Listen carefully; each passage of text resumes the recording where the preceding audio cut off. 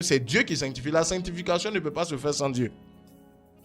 Un homme ne peut pas se lever lui seul d'abord comme ça pour dire je vais me sanctifier d'abord. D'après la Bible, on nous dit c'est Dieu qui sanctifie ici l'esprit, l'âme et le corps. Donc on a besoin de Dieu pour être sanctifié. Parce que c'est Dieu qui est saint. C'est à lui qu'appartient la sainteté. Donc on a besoin du Seigneur pour être sanctifié. Et quand nous prenons la parole de Dieu maintenant, on va rentrer maintenant dans les différentes phases de sanctification. Là, c'était pour voir un peu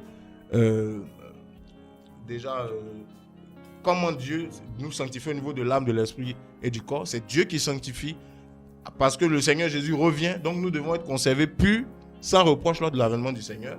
Nous sommes dans 1 Pierre chapitre 1. Aujourd'hui, nous allons prendre quelques versets quand même. J'espère que vous aimez la parole de Dieu. Mes amis, la sainteté de Dieu, la sanctification, chaque chrétien doit savoir que ce que Dieu veut, c'est notre sanctification. Ce message s'adresse à vous, chrétiens, qui nous écoutez ce soir, mais à vous aussi qui ne connaissez pas peut-être le Seigneur, qui le cherchez. Voici le plan de Dieu, c'est la sanctification aussi. C'est-à-dire le salut, oui, mais pas la sanctification. Nous allons voir quelques détails de cette sanctification, nous allons mieux comprendre les choses. Alors, nous sommes dans 1 Pierre chapitre 1, nous lisons à partir du verset 1. 1 Pierre chapitre 1 à partir du verset 1.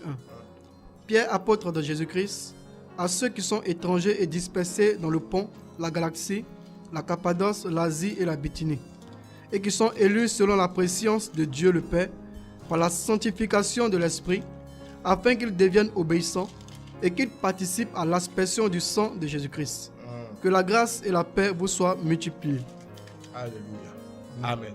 Alors ici, c'est une parole qui est donnée ici. On nous dit, ici, Pierre, apôtre de Jésus-Christ, à ceux qui sont étrangers dispersés dans le Pont, la Galatie, la Cappadoce, l'Asie et la Bithynie, élus selon la présence de Dieu, le Père, par la sanctification de l'Esprit. Alléluia. La sanctification de l'Esprit, afin d'obéir à Jésus-Christ, qui participe à l'aspersion du sang. Que la grâce et la paix vous soient multipliées. Alors ici, on nous parle de la sanctification de l'esprit.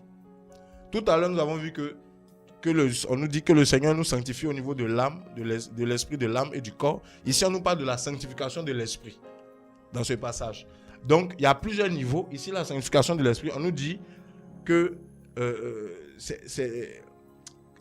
voilà, au verset 2, élus selon la présence de Dieu le Père par la sanctification de l'esprit, afin d'obéir à Jésus-Christ et qui participe à l'aspersion du sang de Jésus.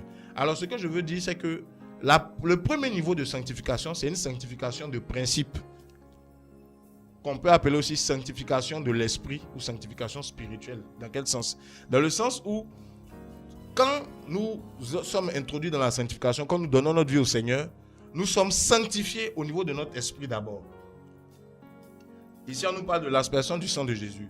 Le sang de Jésus a une portée spirituelle et le sang de Jésus est le moyen par lequel nous sommes sanctifiés de manière spirituelle. Pas par nos œuvres d'abord, mais parce que Jésus-Christ est mort à la croix.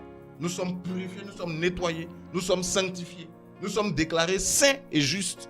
Pas parce que nous avons produit des œuvres, mais parce que Dieu nous a accordé une faveur, une grâce. Nous sommes sanctifiés. Voilà, donc c'est pour ça qu'on nous parle ici de la sanctification de l'esprit. Et on nous dit que, ici on nous fait comprendre que, avec cette sanctification de l'esprit, l'objectif c'est que nous puissions obéir à Jésus-Christ. C'est-à-dire que si tu n'es pas sanctifié dans ton esprit, tu ne peux pas obéir à Dieu, à Jésus-Christ. Est-ce que vous voyez? Tu ne peux pas obéir parce que c'est spirituellement que tu peux trouver la force pour te soumettre au commandement de Dieu. Or, si ton esprit n'est pas encore purifié, sanctifié, libéré, c'est impossible.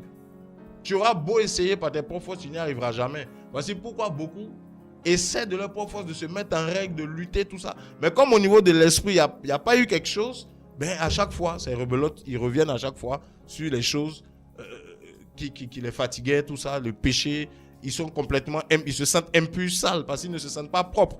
Le nettoyage que Dieu vient faire, la sanctification, la purification, c'est au niveau de l'esprit.